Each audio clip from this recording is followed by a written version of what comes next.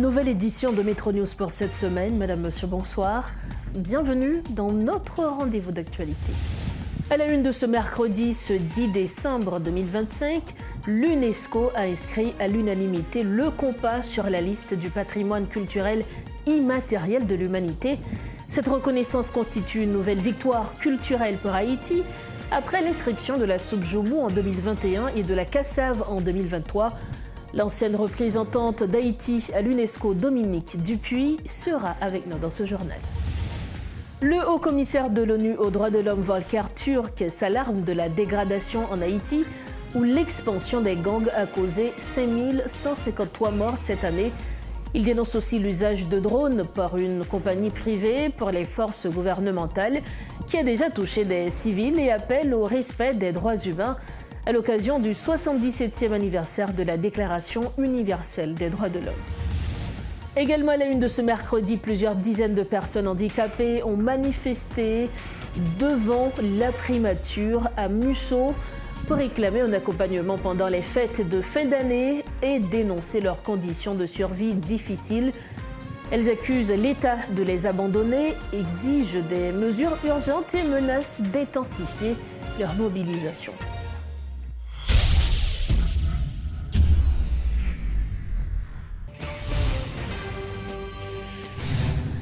Bienvenue au développement des titres de l'actualité. Ce 10 décembre 2025, le comité intergouvernemental de l'UNESCO a inscrit à l'unanimité le compas pratique musicale et danse de fête d'Haïti sur la liste représentative du patrimoine culturel immatériel de l'humanité.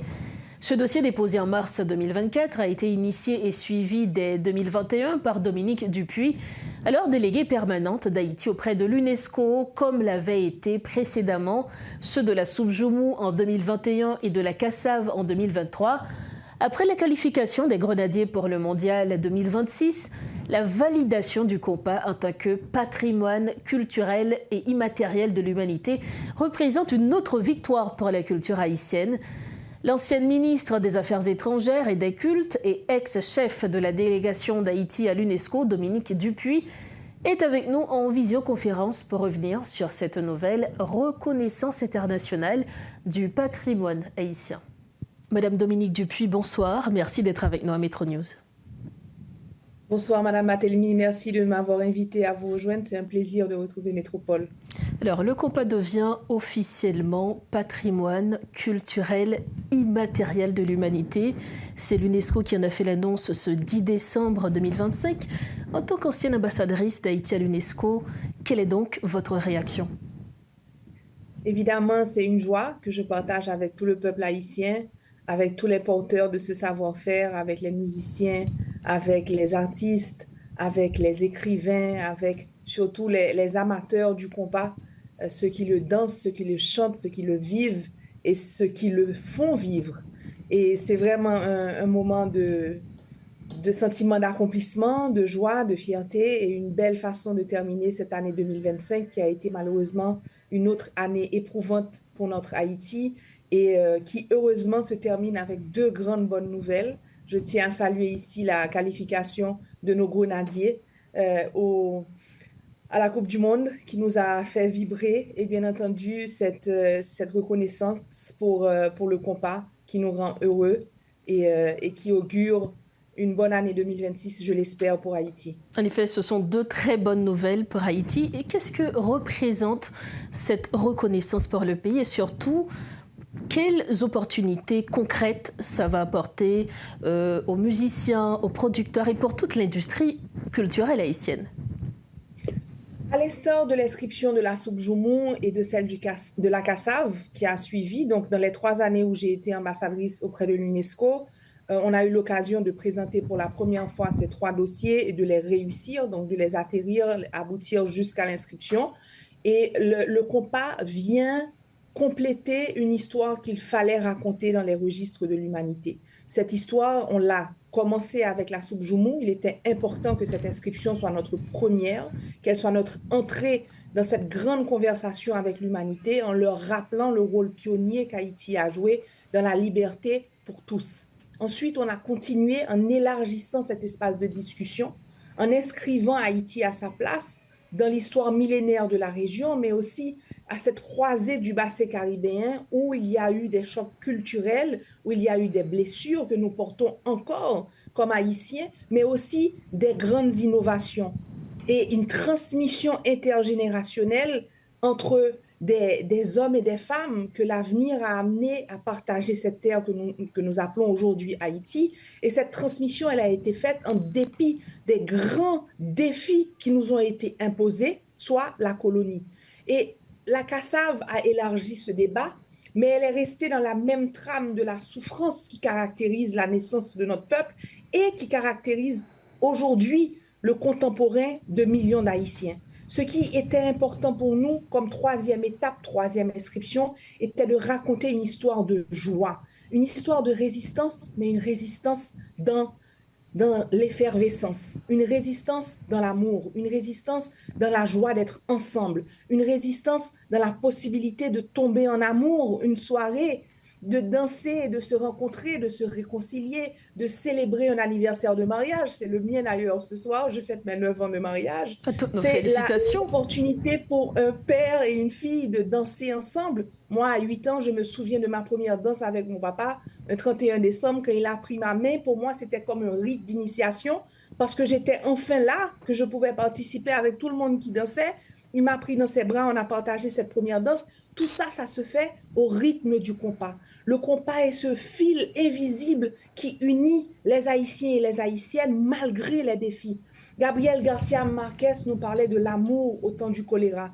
C'est à ça que me fait penser le compas. C'est la possibilité de vivre la joie, de vivre ensemble malgré les défis des gangs, malgré l'étau qui nous asphyxie. Le compas nous permet de nous relier à la diaspora aussi, de se dire que même si on est très loin, quand on entend cette musique, c'est nos ancêtres, c'est nos amis, c'est nos voisins qui nous parlent et ça nous unit à la terre. Je me souviens d'une fois où, dans un restaurant en Serbie, je me suis assise avec mon mari et nous entendons musique compas. Pas besoin de dire, premièrement, il y a une incrédulité. On se dit, c'est pas possible, son l'autre bagaille cap jouer. Justement. Et ensuite, on se rend compte, non, non, c'est bien ça, en Serbie, le compas. Et il y a subitement un sentiment d'appartenance qui naît. Donc, pour répondre à votre question, il y a deux volets, Madame Barthélemy.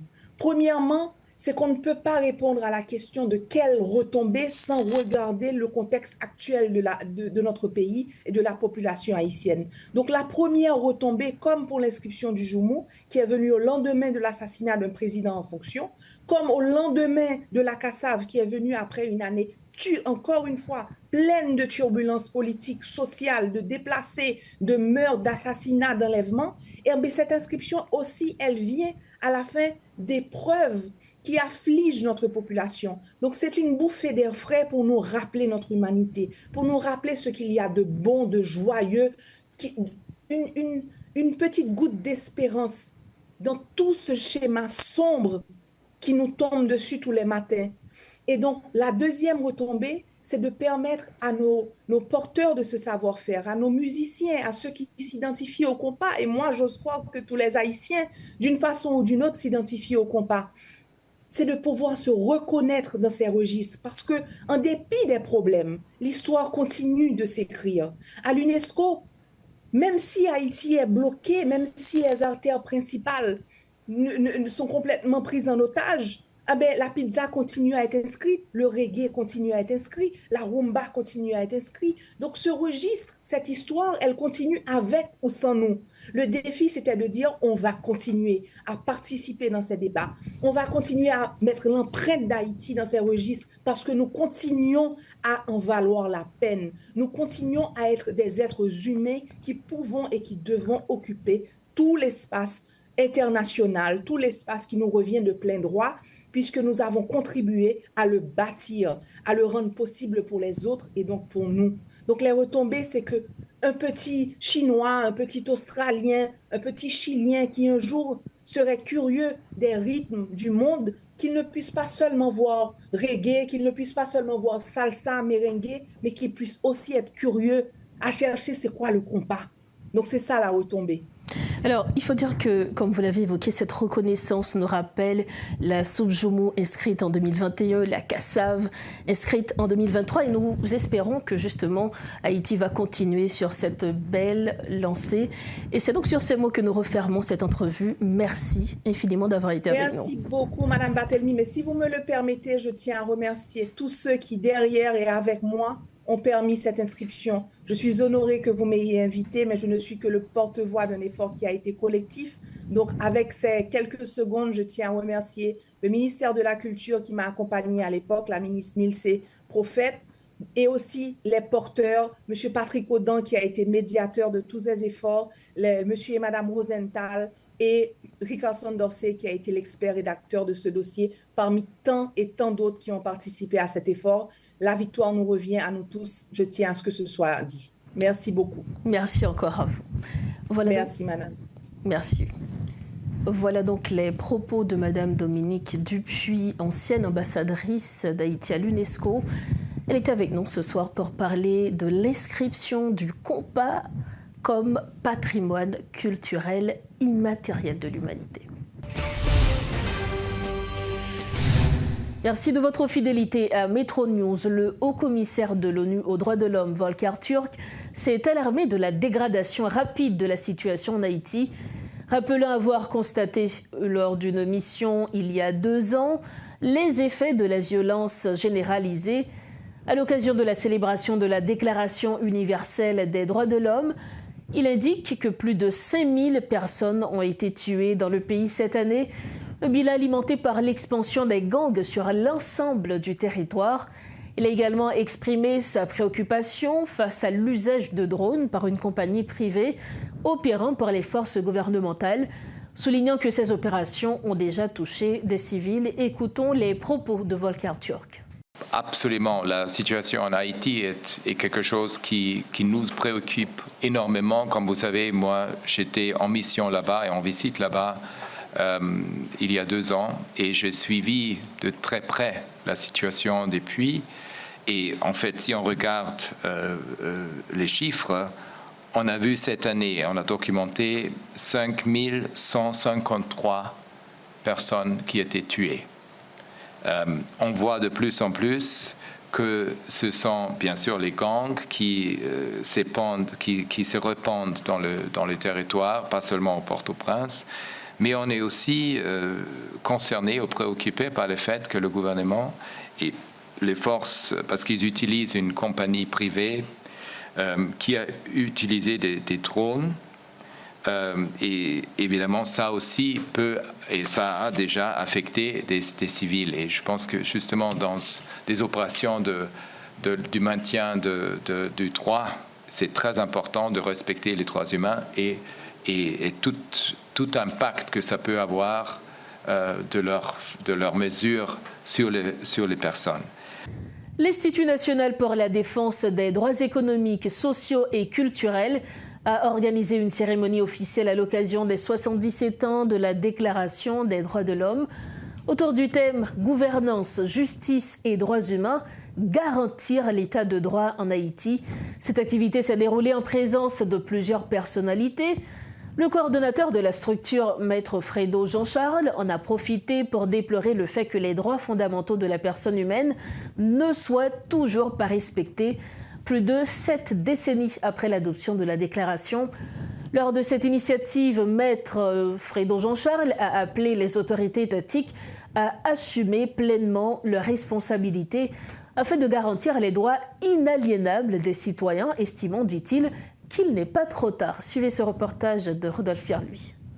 Déjà 77 ans depuis que les textes garantissant les droits fondamentaux de la personne humaine ont été ratifiés par Haïti, aujourd'hui, des organisations qui œuvrent dans le domaine des droits de l'homme estiment qu'ils ne sont pas d'application. C'est le cas notamment de la structure dénommée INDESC, selon son coordonnateur Fredo Jean-Charles. Dans une certaine mesure, que les textes a été jetés à la poubelle. Parce que dans le sens pratique ou bien dans la réalité. Parce que d'ailleurs, droit monde pas garanti à tous les niveaux dans le pays. Que ce soit droit civil et politique, droit économique, socio et culturel, droit à un environnement sain, droit à l'autodétermination des peuples, c'est l'autre pays qui a dicté nos séries de bagages. Une activité qui s'est déroulée ce mercredi comme pour chaque année d'ailleurs afin de marquer la journée, quasiment tous les discours reconnaissent la violation de ces prérogatives citoyennes, mais dans les faits, c'est là le regret du coordonnateur.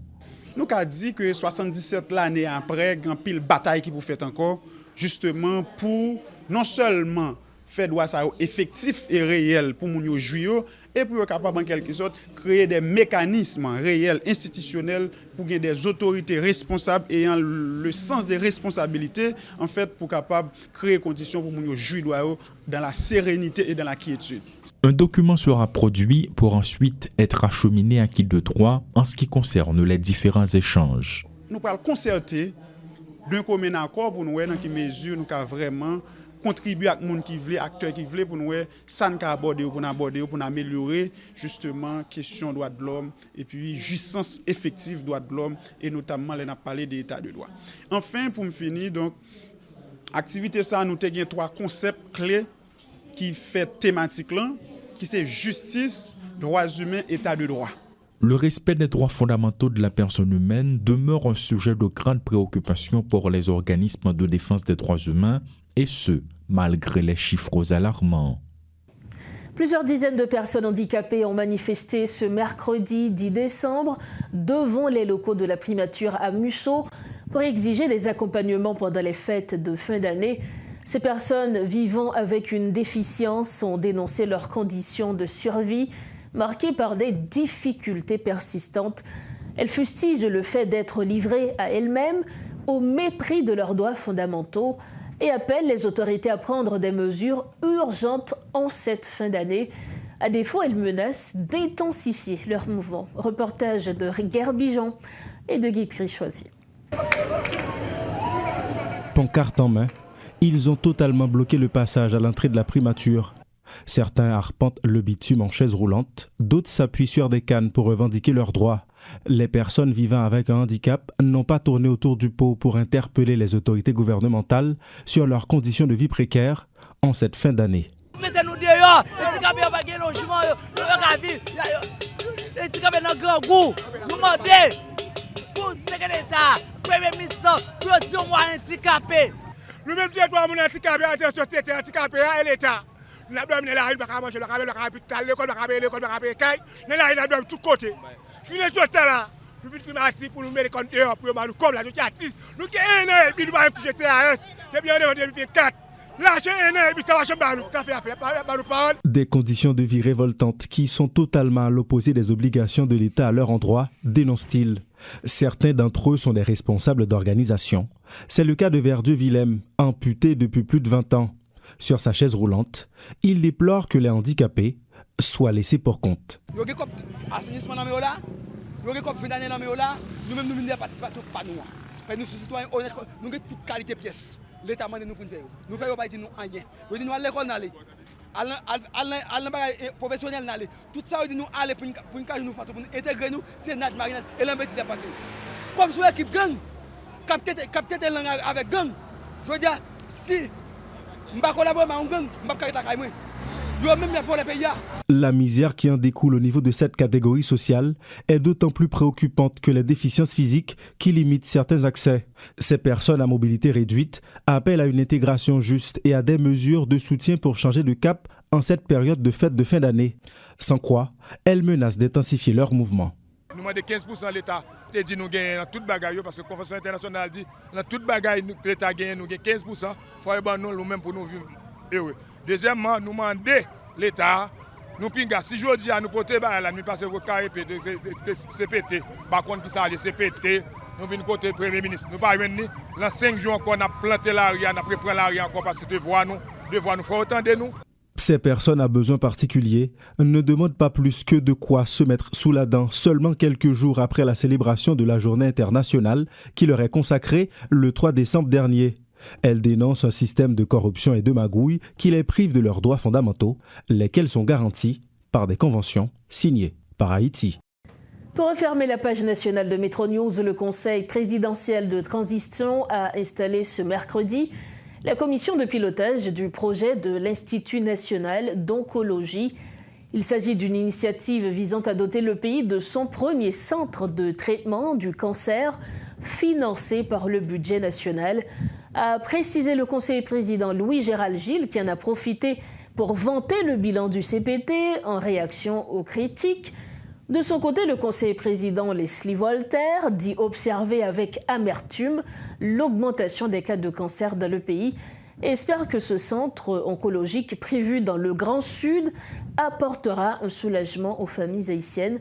Suivez tour à tour les conseillers présidents Louis-Gérald Gilles et Leslie Voltaire. Jodi, bataille pour mettre un centre oncologique dans le pays, c'est dignité peuple haïtien. Et mine là pour me dire merci à d'abord collègue président et Vertilaire Smith Augustin et surtout à collègue président Leslie Voltaire. Là nous te dit ça c'est mission pour nous remettre. Mettez sous pied centre oncologique ça. Nous joignons heureusement bon côté docteur Prince Sonson lui dit nous qu'a fait. Et puis président Voltaire à deux autres collègues yo dit gourmet pour faire. L'an dernier moment nous avons un petit moment de découragement parce que gen côté pour nous joindre soutien nous pas joindre ni.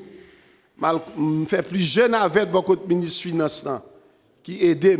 Mais c'est le président Voltaire lui-même qui dit ah on suis sous bluff côte bagala.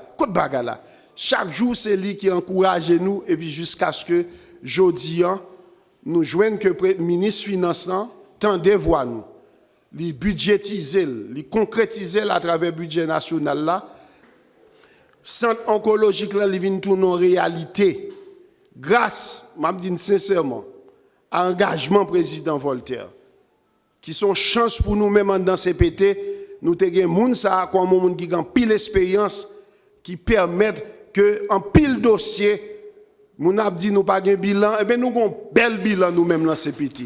Et nous ka di nan moun qui permettent nous gen gros bilan ça, c'est président Leslie Voltaire. Faut me rendre hommage public ça. En plus de ça, nous écrit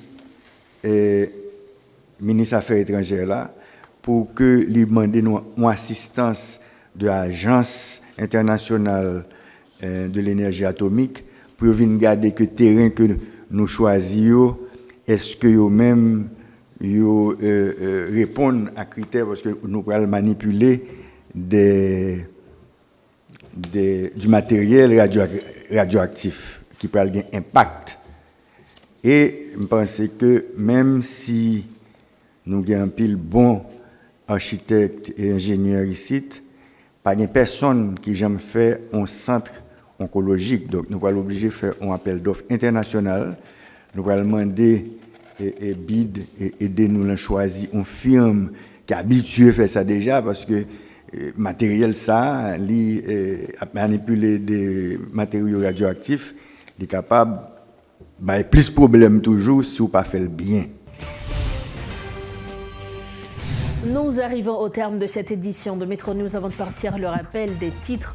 Ce 10 décembre 2025, l'UNESCO a inscrit à l'unanimité le compas sur la liste du patrimoine culturel immatériel de l'humanité. Cette reconnaissance constitue une nouvelle victoire culturelle pour Haïti après l'inscription de la soupe Joumou en 2021 et de la cassave en 2023. Le haut-commissaire de l'ONU aux droits de l'homme, Volker Turk, s'alarme de la dégradation en Haïti où l'expansion des gangs a causé 5153 morts cette année. Il dénonce l'usage de drones par une compagnie privée pour les forces gouvernementales qui a déjà touché des civils et appelle le respect des droits humains à l'occasion du 77e anniversaire de la Déclaration universelle des droits de l'homme.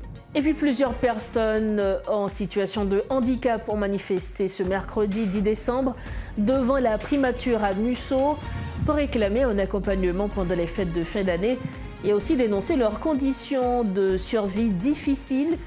Elles accusent l'État de les abandonner et exigent des mesures urgentes et menacent même d'intensifier leur mobilisation. C'est ainsi que nous refermons cette édition de Métro News. Merci de votre précieuse attention. Merci surtout de votre confiance. On se retrouve bientôt. Restez branchés Métropole et prenez soin de vous. Bonsoir.